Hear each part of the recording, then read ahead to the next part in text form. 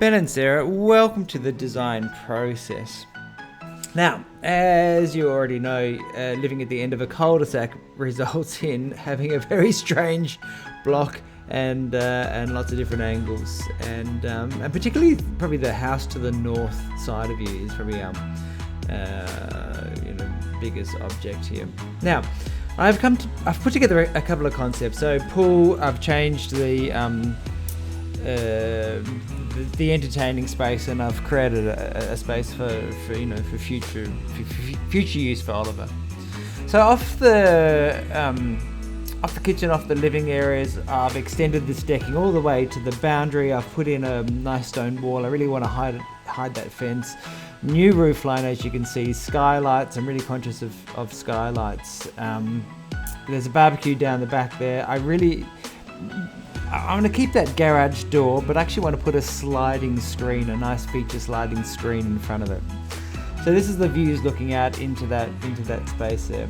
So the way that I do these things is that I always make sure that I have plenty of space for dining, plenty of space for lounging, and if I can get the outdoor kitchen in, TV, nice lighting, all of that, I think we're onto a winner. There is a step down to the door, to the garage level, which is a bit awkward, and I think we need to probably have a further conversation about that. Now, this roof line is really interesting in that it runs parallel to the boundary and not to the house. You can see a portion of it is cantilevered out over the pool there.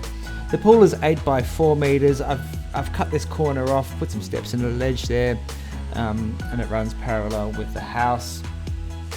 Now, it's all at the same level as the decking, so it steps up about 380mm from lawn height. Inside there, you can see there's a little low wall at the back, a little bit of a timber seat on top of the wall, and then decking at the house end, paving around it, space for umbrellas and chairs and whatnot. Then we come out into a really nice big lawn area.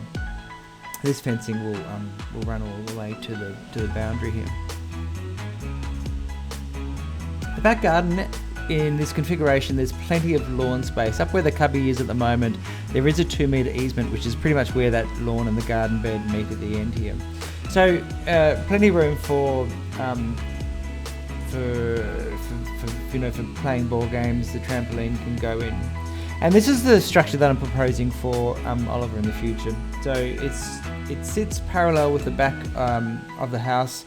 It's currently just got a skillion roof. I've dressed it up in timbers to match the style that we've got back of the house. I really want to soften it, planting in front, trees, whatnot, good lighting. So these rooms actually look out onto it. Now, in the future, if we want to connect it to the house, then we need to have a conversation. How are we going to do that? But I've left it there with the view that in the future it might go in. Who knows what the future is going to hold if you're going to still be here, but it's sort of tucked quite neatly away there, and it is in line with that wall that's next to the rumpus room. The next design, what I've done here is I've just changed the roof line. So I've gone back to a roof that's parallel with your current roof. It sticks out a little bit further. You can see the decking wraps around exactly the same stone wall on that boundary, and I've got a couple of spots that probably either leave open. I thought it was probably good for ventilation, or we could close the whole thing in completely.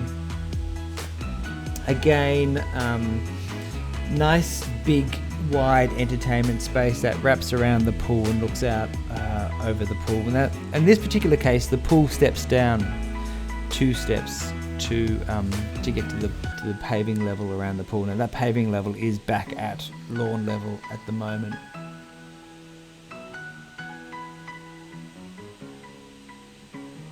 So really good go-to space, and I really like these 2 designs where the pool is brought up to be part of this social area. Views out from the house, again, I have that issue with the roller door on the shed there, on the garage there. We'll talk about that one.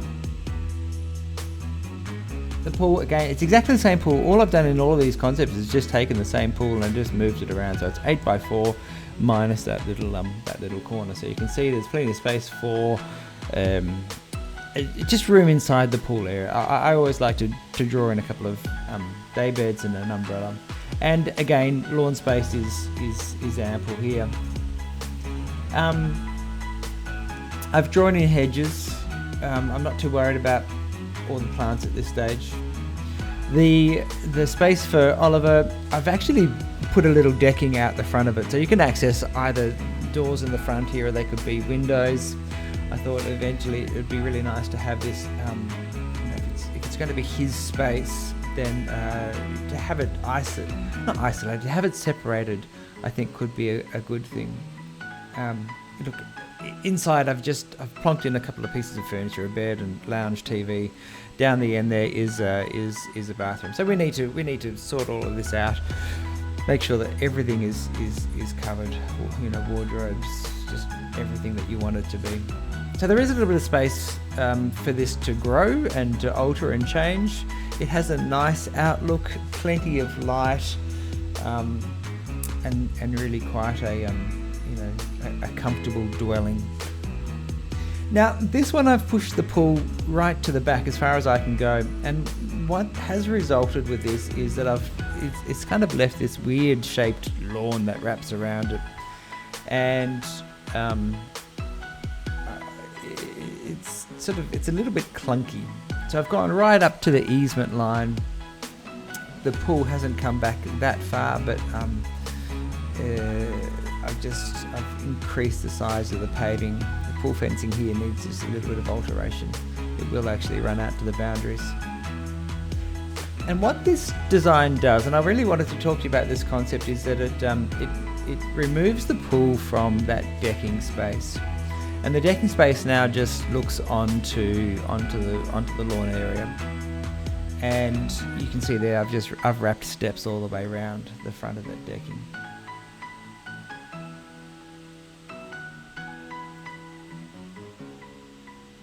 And so the connectivity with the pool area is no longer there. The connectivity is with the lawn. And this without the pool fencing, this does open this space up. I haven't got a cover over where I've put the outdoor kitchen. I've simply just given you that roof line over the first part of the house, and it's a skillion roof designed to fall back towards the house. Now this one, I've pushed the pool out to the other boundary, right up next to this proposed extension, up against the easement as far as I can go. And what it's done is allowed a nice piece of lawn to come up against the decking and push this right to the back of the property. I've taken the hedge out of this drawing just to show you. I think the designs really need to screen off that northern house. This connects really well with the extension. I've just given you paving all the way around the house there. I know you've got a water tank at the back of the house there which can actually move. I've still got a little bit of a triangular corner left over behind the extension.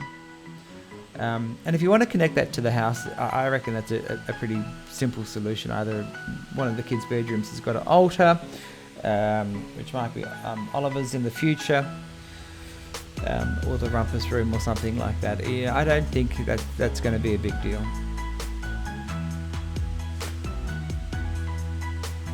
So again, views out, really you can see the need to block that where that northern house would sit. As for the materials and textures, I always tend to, I love using these vertical timbers, I love using this stonework, but there's so many different things that we can do, and at this point really don't get too hung up on some of the textures that I've put in. I really just want to show you spaces and how we can get the spaces to work. We can talk about textures and finishes and colours and plants and all those kinds of things at a later date. I really want to get the big items in there ticked off. As I said, plenty of lawn space connects to for the decking. So have a look through this video and the designs. Let me know what you think, and we'll go from there.